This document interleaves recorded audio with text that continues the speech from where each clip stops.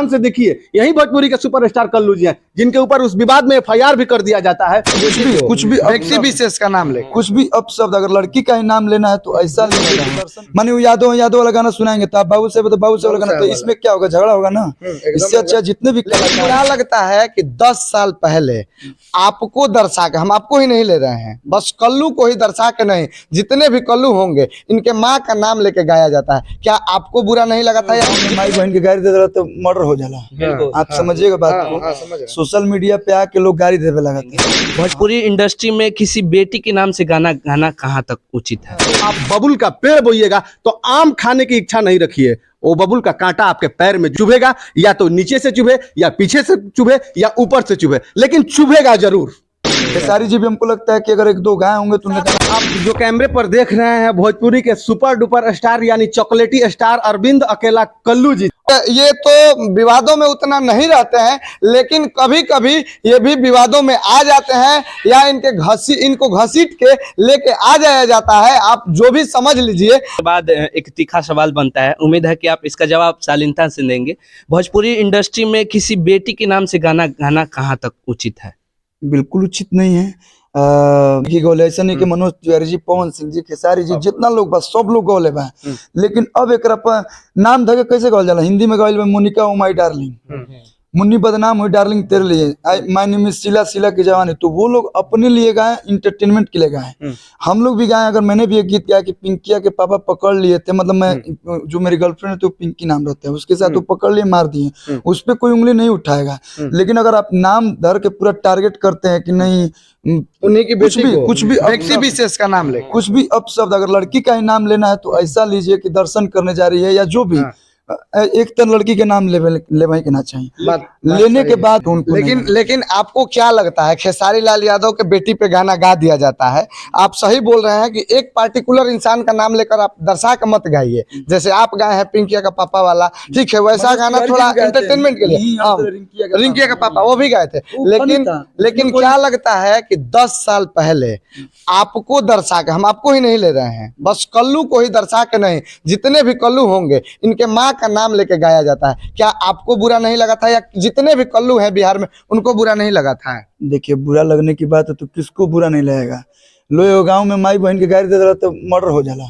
आप समझिएगा बात को। सोशल मीडिया पे आके लोग गाड़ी देवे लगाता है।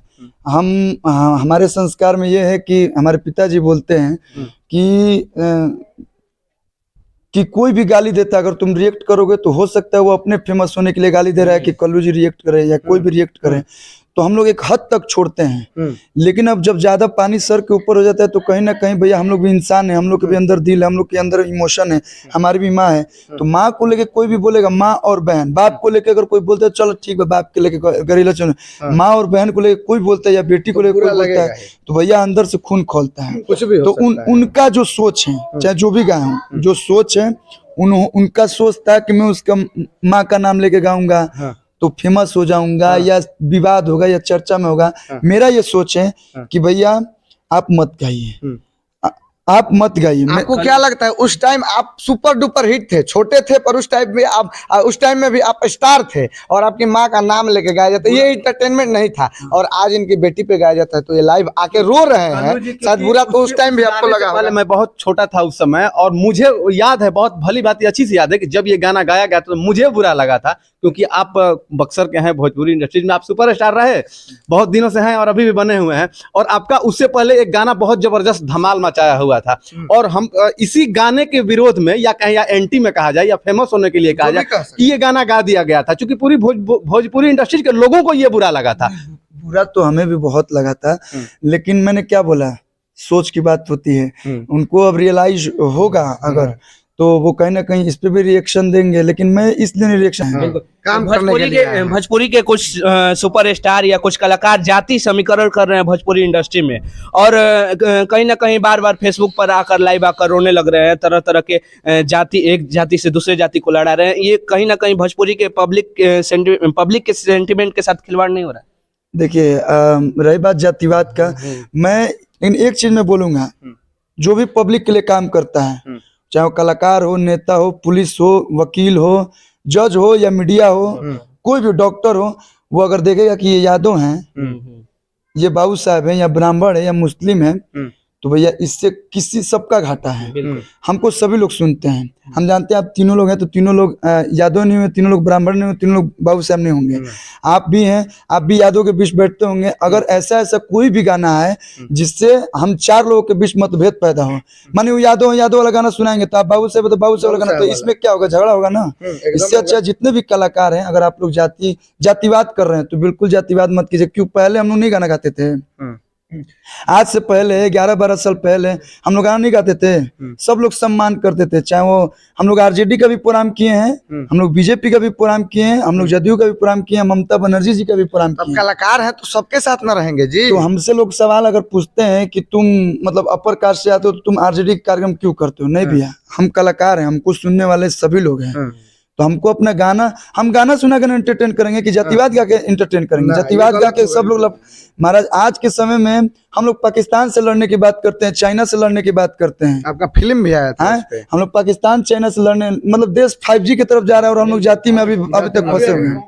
और वहीं कोई कलाकार आके और जाति में उलझा दे तो ये गलत है ना, कहीं ना कहीं एक शब्द में बता दे। बिल्कुल गलत बात है कि कोई सुनने नाचने वाले कि जब बारात में जब कहीं बारात लगता है या कहीं समियाना लगता है, बारात जाता है, तो वहां पे अगर बाबू साहब का है तो बाबू साहब का बजेगा, जादव जी का है तो जादव जी का बजेगा, बहिरान बजेगा, भगवान बजेगा। मेरा जो मार भी हो जाता है। मेरा ही जो गीत है अभी फिलहाल में नाच रे पत्थर की नागिन जैसन हिट हुआ है। एक यादव के सुनने से तो 200 मिलियन नहीं गया होगा, एक ब्राह्मण के सुनने से। कैसे लोग बोल रहे कि अच्छा गीत नहीं चल रहा है?